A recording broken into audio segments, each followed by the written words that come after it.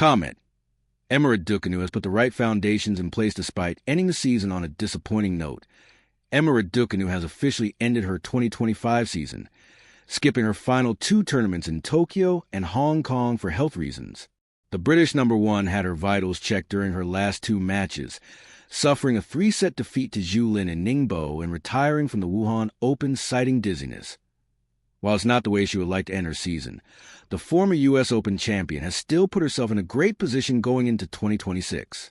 Raducanu made it no secret that she wanted the year inside the world's top 32, putting her in prime position to be seated at next year's Australian Open. Currently ranked at number 29 in the world, Raducanu has already achieved her goal. Despite going 2-4 in matches during the Asian swing, it's been a big effort from the Brit, who started 2025 ranked outside of the world's top 60 and sat outside of the top 300 when she returned from a long injury layoff at the beginning of 2024. Raducanu's rise is largely down to the efforts she made to pack her schedule. In previous years, the world number 29 had faced some criticism when she decided to miss tournaments in favor of a training block, but she prioritized match play this season, and it paid off in the rankings. Raducanu played 51 matches in 2025, her most in a single season, and won 28 of them.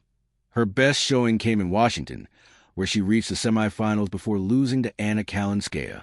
The British number 1 also broke new ground at the Miami Open back in March, reaching the quarterfinal of a WTA 1000 event for the first time in her career.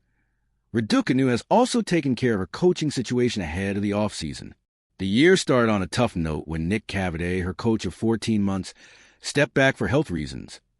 The 22-year-old turned to some old mentors and had brief trials, but nothing seemed to stick until she reunited with Mark Pecci in Miami. A full-time commentator for Tennis Channel, Pecci spent a few months coaching Raducanu while juggling his punditry job, but Raducanu sought a more permanent solution, and Rafael Nadal's old mentor, Francis Roig, joined her team this summer through to the end of the year.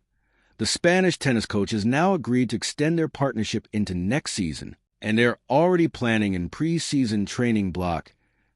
Raducanu's off-season might be here a few weeks earlier than hoped, but the Brit ends the year in a much better place than she started it, and has laid down the foundations for a promising 2026.